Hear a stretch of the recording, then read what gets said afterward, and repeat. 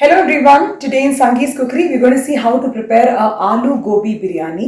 Basically, the combination of aloo and gobi or the potato and the cauliflower is going to give you a very different flavor to this biryani. Instead of the usual biryani, we're going to marinate the aloo and gobi in ginger garlic paste, and this particular flavor is going to make a twist to this and definitely going to add to the flavor of the biryani. So let's see how we can prepare this. I've taken one small cauliflower, I'll cut into small pieces, one handful of fresh peas and two small potatoes which I've cut and kept it. Finely chopped pudina and coriander leaves, 2 bay leaf, some peppercorns, 2 cinnamon sticks, 2 cloves, some jeera, some ghee required for frying, red chili powder 1 spoon, 3/4 teaspoon turmeric powder, 1 teaspoon of dhania powder, 1.5 teaspoon of biryani masala powder, 1 teaspoon of jeera, 1 teaspoon of jeera powder, salt as per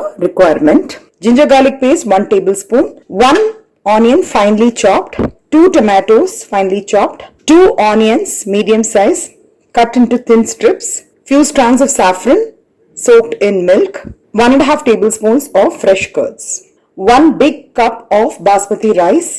This will be like this big cup, more than the 200 ml, and I've soaked it in water for about half an hour. 1 tablespoon of kasuri methi, and also I've taken 1 tablespoon of the fresh methi leaves. Oil required for frying. Now first we're going to marinate the vegetables, the cauliflower, the peas and the potato. First I'm adding some salt, some biryani masala powder, jeera powder, turmeric powder, red chili powder, the ginger garlic paste and also the fresh curds. Mix it up nicely.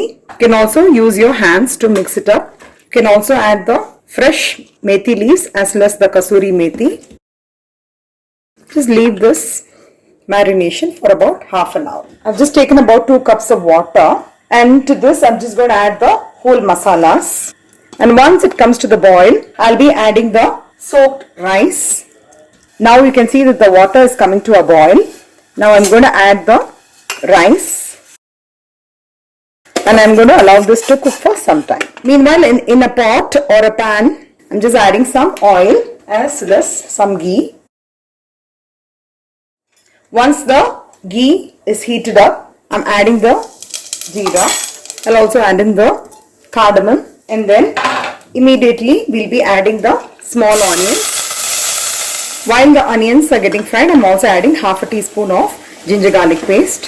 So once the onions are almost fried, I'm also adding the tomatoes and let it fry for a few minutes. I'm also adding a little bit more of chili powder. Everything say half a teaspoon of jeera powder, half a teaspoon of turmeric powder and half a teaspoon of the biryani masala powder. I'm also adding some salt and fry this until the tomatoes becomes soft and mushy.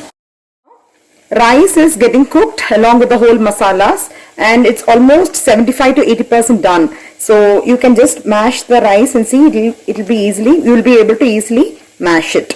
So at this stage you need to strain the rice and keep it aside. Now in the fried onion tomato, we're going to add the marinated veggies. It's been about half an hour. We have marinated the veggies with the ginger garlic paste and all the other masalas, and let it cook for a few minutes. You can also add 1 or 2 teaspoons of ghee at this stage. Fry the veggies along with the masalas. You can close this and cook for a few minutes. So I've taken 3 tablespoons of oil and 2 teaspoons of ghee, and I'm going to add the sliced onions, and we're going to fry this into nice brown color. You can see that the onions are turning into a nice brown color. So I'm just going to keep this in lower flame. Meanwhile, it's been in simmer for about 15 minutes. We're just going to open and check. So you can see that the oil has just come out and it's getting fried nicely. So in the span of 15-20 minutes, I was actually stirring it so that it doesn't get burnt and it gets evenly cooked. So in this, I'm just going to add some pudina and coriander leaves. Mix it up nicely. It has to be cooked for 5 more minutes. Because you can see that the gobi has cooked very well, but the potato Though you're able to pierce a fork, if it is cooked for another 5 more minutes, it will become nice and soft. Meanwhile, you can see that the onions are fried into a nice dark brown color. So you need to cook it until this particular stage. Just keeping it aside for final garnish. Now in the cooked veggies, I'm just going to add the basmati rice. And I'll again layer this with the coriander and the pudina leaves. Again one more layer of the basmati rice. Some more pudina and coriander leaves. You can also top this with the sliced onions. I'm also going to add some kheera water. You can see it's called as a kheera water by Dabur. It's really good. It will add very good fragrance for the biryani. So I'm just adding 1 tablespoon of this. Little bit of the biryani masala powder. And finally the milk with saffron. And we're going to slowly mix this. So we're going to close this and cook it for about 5 minutes. Now you can see that it's been about 5 minutes. It's getting cooked. And you can see that the rice is cooked nicely. And we are also going to do a dum cooking. For that, what I do is I normally keep a dosa pan or a roti pan. Once this gets hot, just keep it in simmer. Now you can see the dosa pan has become hot. I'm just going to keep this in simmer. And I'm going to keep the vessel on top of this. So now we are going to allow the biryani to cook on dum for about 10 to 15 minutes. Make sure that the flame is very low. It's been about 10 minutes. I'm going to switch off the gas. Slowly turn around. You can see that the rice has been cooked perfectly well. You see the gobi is also nicely cooked. It's very soft. Even the potatoes is cooked very soft. See. So while mixing, just make sure that you do not break the rice and you just carefully take the rice from below and mix it.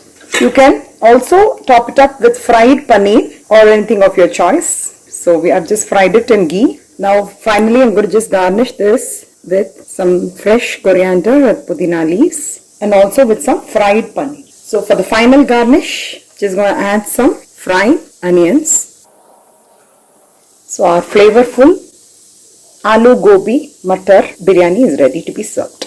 I hope you'll all try out this recipe, and if you like it, please share it with your friends and relatives, and do not forget to subscribe to my channel and also hit on the bell icon for further interesting notifications. Thank you and have a great day.